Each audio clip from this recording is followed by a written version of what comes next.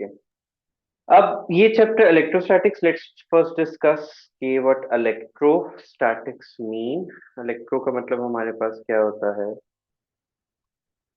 Charges और electricity. Normally हम charges ही नाम लेते हैं इलेक्ट्रो की मीनिंग में, क्योंकि जब हम इलेक्ट्रिसिटी की बात करते हैं it means charges in motion.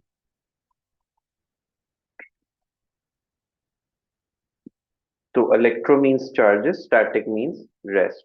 So this chapter is going to discuss about charges at rest और उनके साथ कौन कौन सी प्रॉपर्टीज एसोसिएट होती हैं।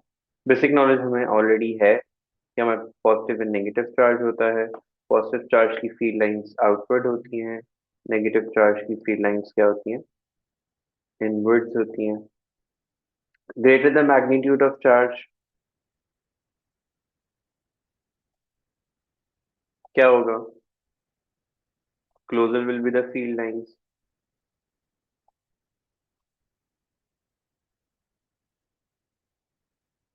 ठीक है। एंड सबसे इंपॉर्टेंट पॉइंट जो हमें ध्यान में रखना होता है कि इलेक्ट्रिक फील्ड लाइंस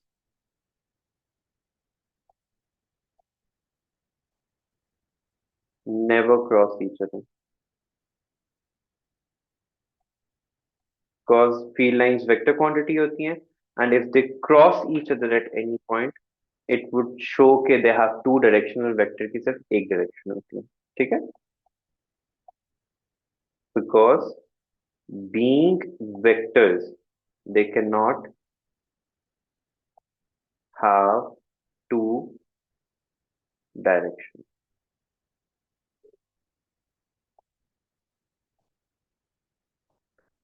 फिर इसके अंदर एक अच्छा, वो हम उस पे पहुंचेंगे तो वो फील्ड लाइंस आप लोगों को पता है ना, इनको फोर्स लाइंस भी कहते हैं, फोर्स फील्ड भी कहते हैं,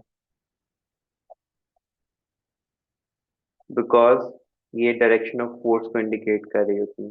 ठीक है, on a point charge. Point charge और मास चार्ज जो है बहुत दफा यूज होगा यहाँ पे। उसका मीनिंग सिर्फ ये होता है a charge which is use to check, checking के लिए जो चार्ज यूज होता है ना, जस्ट टू सी के वेदर फील्ड लाइन उसकी कहाँ तक आ रही हैं, उसके लिए जो चार्ज का यूज किया जाता है it is known as point charge. ठीक है, उसने मैग्नीट्यूड ऑफ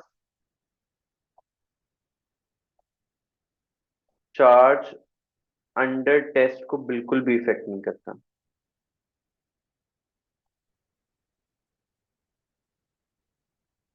और नॉर्मल जो पॉइंट चार्ज होता है ना it is taken as positive charge. Point mass भी कहते हैं, पॉइंट चार्ज पॉजिटिव नेचर होता है। Do we have a basic knowledge of these things already, and if not तो यहाँ तक के पॉइंट्स क्लियर है? सर मैं अभी यस नया सर। हूँ। क्या आप तो रिपीट कर सकते कूलम्स, कूलम्स लॉ जो है, हैं? ओके। अब पहला पहला टॉपिक जो है, since I don't have the very first page of the chapter, it's Coulomb's law. Coulomb's law I know आप लोगों ने टेंथ क्लास में पढ़ा हुआ है इलेक्ट्रिसिटी के अंदर, लेकिन वहां पे आप लोगों ने उसकी सिर्फ बेसिक्स पढ़ी थी। लेट्स रिवाइज कूलम्स लॉ होता क्या था। ये मतलब हम लोग लूज वर्डिंग में लिख लें तो क्या था, it tells us the force of attraction or repulsion between two charges।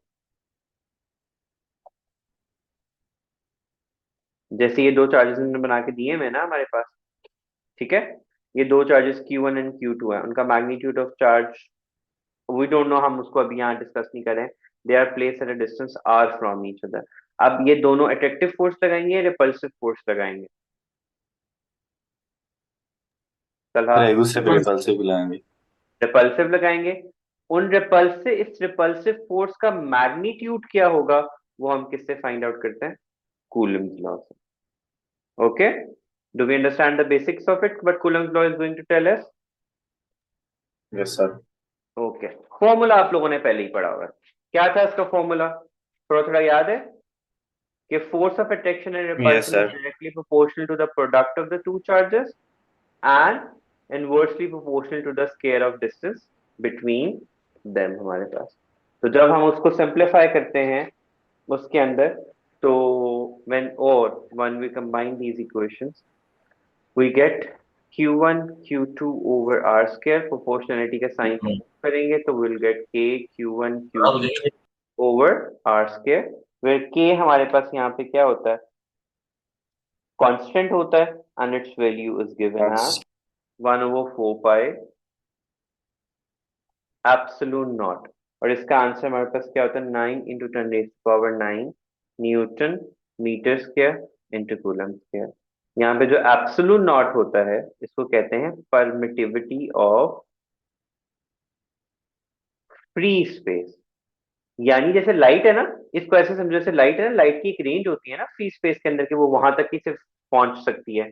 तो अगर हम ये फाइंड आउट करना चाहेंगे इस पर्टिकुलर चार्ज का मीडियम या ओपन स्पेस के अंदर कहाँ तक उसके चार्ज का मैग्नीट्यूड रीच आउट कर सकता है, तो वो हम किसकी हेल्प से फाइंड आउट करते हैं, परमिटिविटी ऑफ फ्री स्पेस में। और इसकी वैल्यू फिक्स्ड होती है हमारे पास फ्री स्पेस के लिए, और वो होती है 8.85 इंटू 10⁻⁻12, और वो इस यूनिट का रेसिप्रोकल होता है हमारे पास। ठीक है, तो अगर मैं इस यूनिट का रेसिप्रोकल लेता हूं तो वो क्या बनेगा मेरे पास, न्यूटन मीटर एंड कूलम। यहाँ पे क्या था, न्यूटन मीटर पर कूलम स्क्वायर था, वो इसका आप रेसिप्रोकल लोगे तो ऑपोजिट बन जाएगा। ठीक है, ये वैल्यू फिक्स होती है हमारे पास परमिटिविटी ऑफ फ्री स्पेस की। Q and Q1 and Q2 are the two charges under study जिनके दरम्यान में हम फोर्स ऑफ अट्रैक्शन और रिपल्शन को डिस्कस कर रहे हैं हमारे पास। एंड K की वैल्यू 9 × 10⁻⁹ होती है, फिक्स्ड होती है हमारे पास। हाँ, अगर कोई और मीडियम आ जाए बिटवीन द टू चार्जेस तो हम उसके अकॉर्डिंगली जो है वो करते हैं वैल्यूज को change. Since it's a force तो it must be a vector quantity. तो वेक्टर क्वांटिटीज जहाँ पे होती हैं वहां पे हम उनकी पोजिशन ऑफ फोर्स की डायरेक्शंस को भी आपस में इंडिकेट कर रहे होते हैं। These are the two forces according to Newton third law. अगर Q1 Q2 के ऊपर फोर्स लगा रहा है तो Q2 ने भी Q1 के ऊपर क्या लगानी है, फोर्स लगानी है। तो जब Q1 Q2 के ऊपर फोर्स अप्लाई कर रहा होता है तो उसको F21 कहते हैं, और जब Q2 Q1 पे फोर्स अप्लाई करेगा उसको F12 कहते हैं। जिसके ऊपर फोर्स अप्लाई हो रही होती है वो पहले आता है, और जो अप्लाई कर रहा होता है वो बाद में आता है हमारे पास। ठीक है, ये मैं इस डायग्राम में सिर्फ F1 और F21 को यूज कर रहा हूं, मैं ये नहीं कह रहा कि ये क्या हो रहा है यहाँ पे। ठीक है, मैं साइड पे लिख भी देता हूँ। F21 हमारे पास क्या होती है, force applied by charge Q1 on Q2। तो जिसके ऊपर फोर्स अप्लाई हो रही होती है उसका नंबर पहले आता है, जिसके जो अप्लाई कर रहा होता है वो बाद में आता है। सिमिलरली F12 का मतलब क्या होगा, Q2 ऑन Q1। तो इनके पोजीशन वेक्टर्स क्या बनेंगे, F लिख दिया मैंने, R21 with a वो and R12। Do we remember position vectors क्या होते थे, जो पोजीशन इंडिकेट करते थे with respect to the origin. और ये दोनों आपस में फोर्सेस क्या होंगी, अगर न्यूटन सेकंड लॉ है, न्यूटन थर्ड लॉ है, तो क्या हम लिख सकते हैं F1 is equal to F21 with a negative sign. Yes, sir. Negative sign, sir. ठीक है, do we understand up till here. Yes. Talha, ये F12 और R12 के पॉइंट समझ में आ गए। सर अच्छा, यहाँ पे हम एक को ये भी प्रूव हम लोग कर सकते हैं कि if we want to go for, अब देखो पोजीशन वेक्टर है ना, तो R12 अगर इस डायरेक्शन में लग रहा है, या R21 जो है वो इस डायरेक्शन में लग रहा है, और R12 इस डायरेक्शन में लग रहा है, पोजीशन वेक्टर्स का तो मैग्नीट्यूड तो हम लोग कांस्टेंट ही होता है, उनकी डायरेक्शन सिर्फ पॉजिटिव एंड नेगेटिव में होती है। ठीक है, अगर इन दोनों का मैग्नीट्यूड सेम है और डायरेक्शन ऑपोजिट है तो हम इनको यूज करते हुए हम ये जस्टिफाई कर सकते हैं कि F1 is equal to with the negative sign. Okay, उसके लिए हमें सिर्फ इतना करना है कि हमारे पास फोर्स की इक्वेशन क्या होती है, F, फॉर एग्जाम्पल मैं F21 लिख लेता हूं मैं। ठीक है, K Q1 Q2 over R square into R21। Okay, position vectors की फॉर्म में। अब R12 और R21 आपस में किसके इक्वल थे? नेगेटिव के इक्वल है ना, तो मैं R21 की जगह पे क्या लिख दूंगा? -R12। ठीक है, माइनस को कॉमन ले लो और पीछे क्या रह जाएगा? K Q1 Q2 over R² into R12। R12 किसकी वैल्यू होती है? K Q1 Q2 into R12 किसकी वैल्यू थी? F12 की। तो F21 किसकी इक्वल आ गया? -F12। अब हमने सिर्फ क्या किया? हमने कहा कि R21 is equal to -R12, cause उनकी direction opposite to each other है। मैंने सादा F21 की इक्वेशन ली, उसमें R21 की जगह पे मैंने -12 पुट कर दिया, माइनस कॉमन ले लिया, इक्वेशन को रीअरेंज किया, और ये किसकी इक्वल होती थी? F12 के मैंने पुट किया, hence Newton third law validate हो गया इसके। ठीक है, अब जरूरी नहीं है हमारे पास कि हमेशा बिटवीन द टू चार्जेस जो है वो सिर्फ फ्री स्पेस ही प्रेजेंट हो। तो if certain medium is present तो हम उसकी इक्वेशन को रीअरेंज कर देते हैं, F4π∈0 उसके साथ एप्सिलॉन आर भी आ जाता है, और बाकी इक्वेशन वही रहती है। ये किसको इंडिकेट कर रहा होता है? रिलेटिव परमिटिविटी को। और ये हम कब यूज करते हैं? कि अगर एयर के अलावा कोई medium between the two charges present है, तो फिर हमें उसकी परमिटिविटी को भी उसमें क्या करना पड़ता है? ऐड करना पड़ता है। ऐड से मेरा मतलब we have to mention that as well. Okay, ठीक है सर। अब जो फील्ड फोर्सेस, जो फोर्स फील्ड के बारे में बात की है, उसको हमने सिर्फ थ्योरी में पढ़ा था पिछले ग्रेड में। इस दफा हम उसकी इक्वेशन भी पढ़ेंगे कि इलेक्ट्रिक फील्ड इंटेंसिटी हमारे पास क्या होती है। Electric field intensity is defined as force per unit charge। ठीक है, इधर Q नॉट किसको शो कर रहा है? टेस्ट चार्ज को या पॉइंट चार्ज को, जो मैंने आपको ऊपर मेंशन आउट भी किया। और टेस्ट चार्ज जो है उसका काम सिर्फ क्या होता है? Presence of an other charge को चेक करना कि वेदर कोई और चार्ज प्रेजेंट है भी कि नहीं प्रेजेंट हमारे पास। ठीक है, तो इसका यूनिट हमारे पास क्या बनेगा?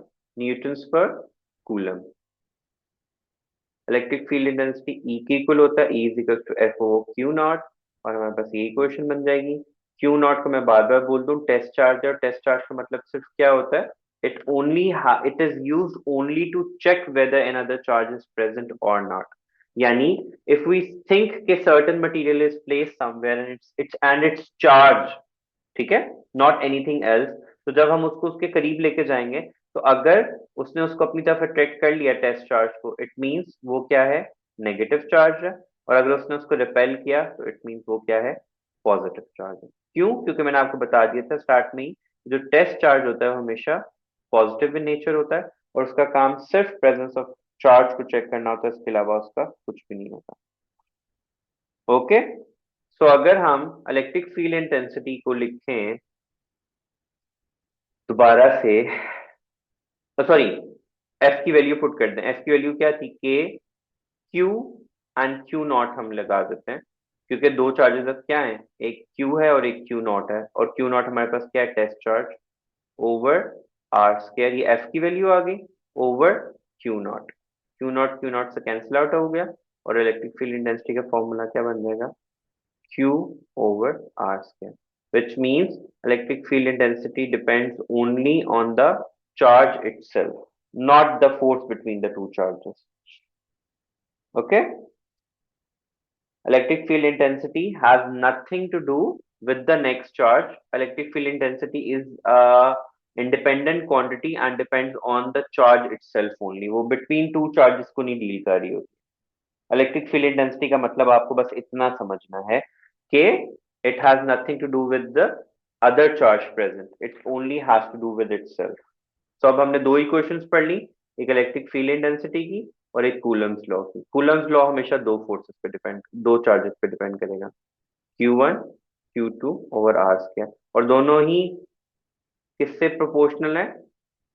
Square of distance between them के। इसको मैं अभी इसलिए मेंशन आउट कर रहा हूँ कि हमने आगे जाके इलेक्ट्रिक पोटेंशियल को पढ़ना है। Electric potential and electric flux के अंदर हम इन पॉइंट्स को डिस्कस करेंगे कि how electric potential does not depend on other factors as well. Okay. आगे से सुपरपोजिशन ऑफ फोर्सेस बोला हुआ है, हम पिछले वेव में पढ़ के भी आए हैं। सुपरपोजिशन का मतलब क्या है कि मोर देन टू फोर्सेस जो है अगर एक्ट कर रही हैं और नंबर ऑफ चार्जेस प्रेजेंट हो, तो हम टोटल फोर्स इन सबको ऐड करके फाइंड आउट करते हैं। जैसे उसने ये लिखा हुआ है Q1 Q2 Q3 Q4, ठीक है। तो F12 कौन सी फोर्स होगी? जो 2 1 पे लगा रहा होगा। F13 कौन सी फोर्स होगी?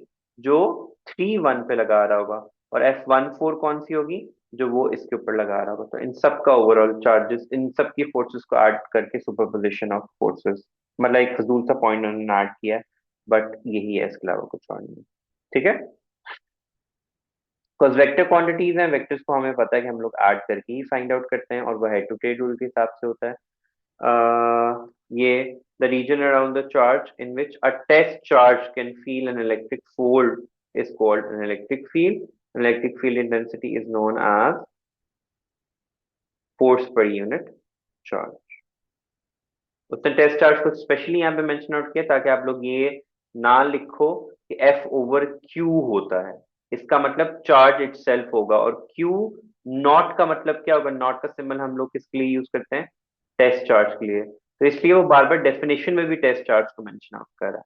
अब यहाँ पे उसने उसको सिंबॉलिकली ही स्मॉल क्यू में ले लिया और एक्चुअल चार्ज को कैपिटल क्यू में ले लिया। ठीक है, Yes.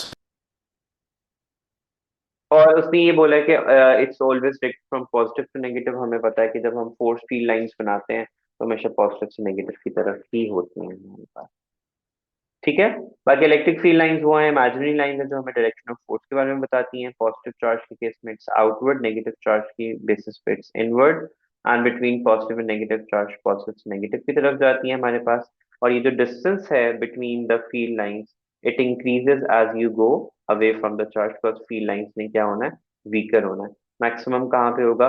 Between the two charges. ये वेक्टर क्वांटिटीज होती हैं। यहाँ पे हमारे पास न्यूट्रल रीजन एग्जिस्ट कर रहा होता है, और ये हमारे पास field lines positive to negative आ रही होती हैं। समटाइम्स ये क्वेश्चन आ जाता है कि जी ये कर्व्ड क्यों है? Why do we think it's curved? क्योंकि इलेक्ट्रॉन्स उसके साइड पे भी हैं। नहीं, सिर्फ साइड्स वाली कर्व पे क्यों है, एंड एंड वाली क्यों नहीं? मतलब मिडल वाली क्यों curve?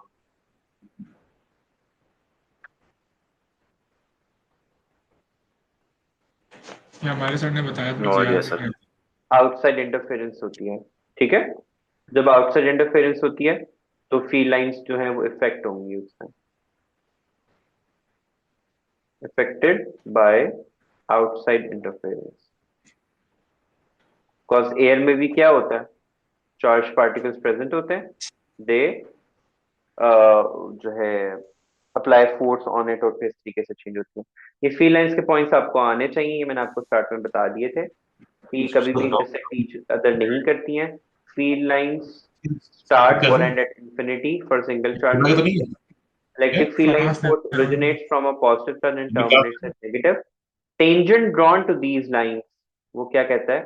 Tangent drawn to these line will tell the direction of the motion of the charge कि वो किस डायरेक्शन पे मूव कर रहा है।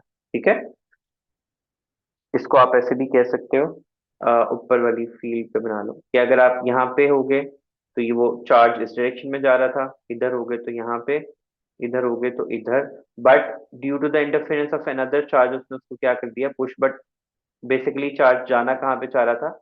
इस डायरेक्शन के अंदर, but due to the interference of the next charge it bended towards it. तो जो फील्ड लाइंस, जो tangent drawn to these lines होता है, that tells us the direction of the motion of the charge. ठीक है,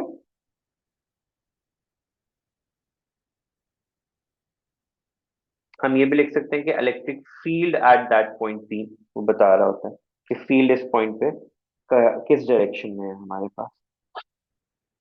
और no two lines could cross each other क्योंकि field lines are a vector quantity and vectors cannot have more than one direction।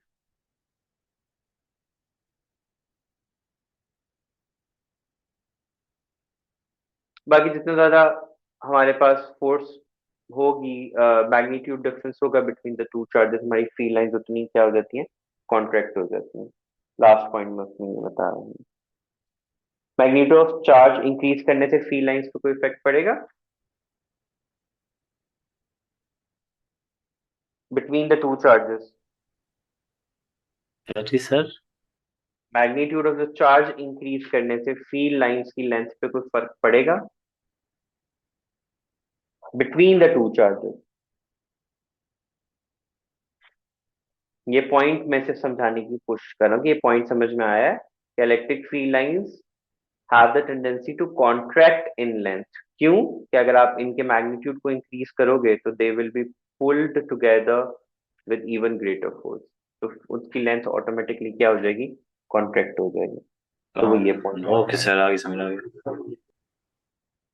Potential gradient, one of the favourite topic of the examiner. अक्सर वो in terms of definition पूछ लेता है या equation में बोल देता है। पोटेंशियल का मतलब होता है v, और ग्रेडियंट का मतलब क्या होता है, डिस्टेंस। ठीक है, तो we need to go to just, we will do this topic, but I need to see first के उसने इलेक्ट्रिक पोटेंशियल को डिस्कस किया हुआ है कि नहीं, क्योंकि उससे पहले हमें इलेक्ट्रिक पोटेंशियल को देखना है। हम्म, हम्म, हम्म, हम्म।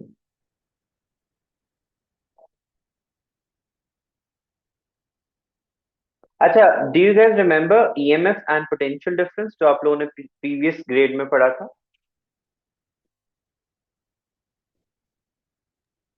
बहुत अच्छी तरह नहीं है, आप थोड़ा सा करा वर्क दीजिए done per please. Unit charge, work done पर यूनिट चार्ज जो था हमारे पास, वर्क डन पर unit charge is given as, आप लोगों ने पढ़ा होगा EMF is the energy required by the charge to go through the complete circuit. Yes sir. और पोटेंशियल डिफरेंस क्या होता था, it is the energy required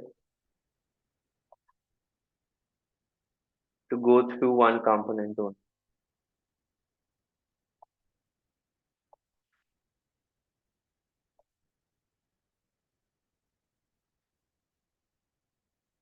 दोनों का फॉर्मूला हमारे पास होता है वर्क डन पर यूनिट चार्ज के इक्वल हमारे पास। ठीक है, this is known as potential हमारे पास।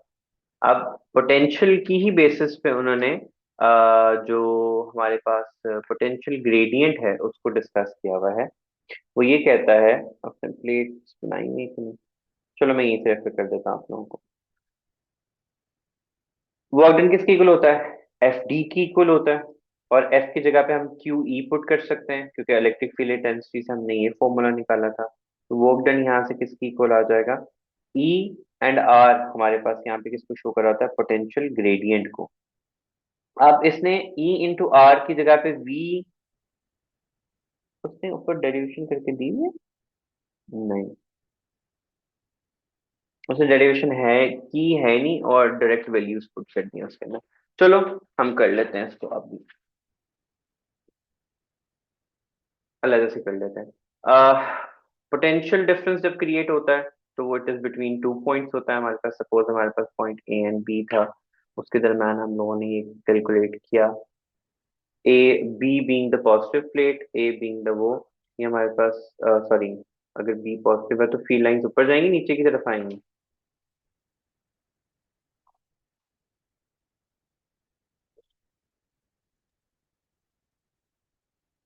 किसी सवाल का जवाब नहीं आता है।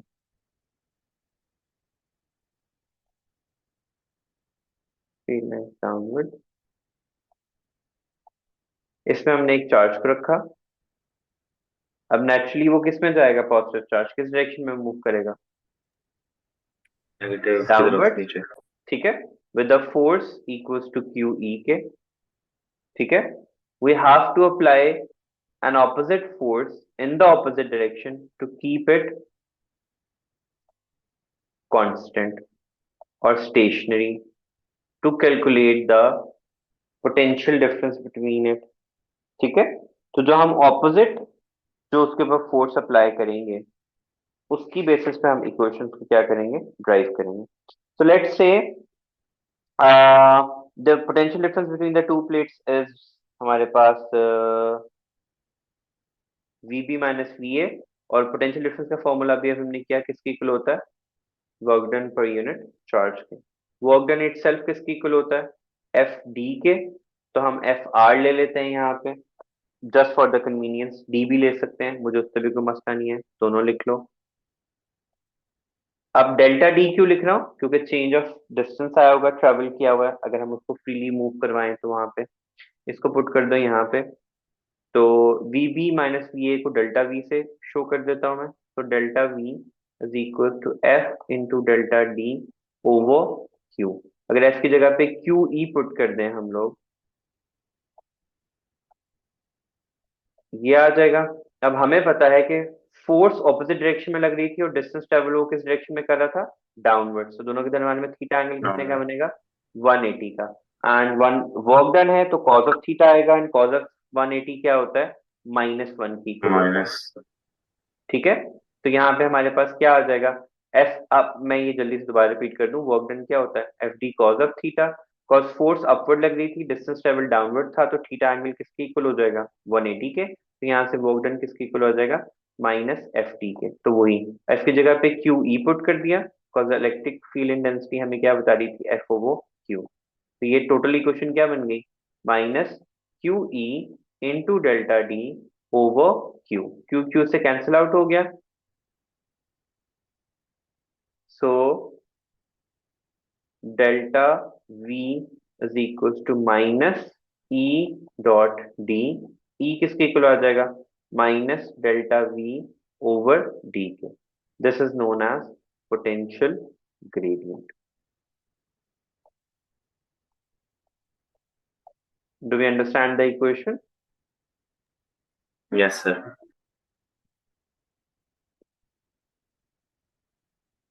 ये उसने इक्वेशन यहाँ पे ड्राइव की है जो मैंने आपको बताया था इलेक्ट्रिक फील्ड के अंदर उसके ऊपर। और बाकी फेरोफ्लुइड्स जो होते हैं वो फ्लूइड्स होते हैं। ये वैसे भी सर फॉर्मेटिव है, लेकिन आप एक दे दें ब्रीफ। फेरो फेरो मींस मैग्नेटिक, ठीक है। तो वो जो in the presence of electric charge जो है, दे show certain type of motion, उनको फेरो फ्लूइड्स का नाम दिया जाता है, क्योंकि इलेक्ट्रिसिटी कुड इंड्यूस मैग्नेटिज्म, या एटलीस्ट वो आप लोगों ने मैग्नेटिज्म के चैप्टर के अंदर पढ़ा था ना, कि डायरेक्ट करंट पास आउट करते हैं तो मैग्नेटिक फील्ड इंड्यूस होती है हमारे पास।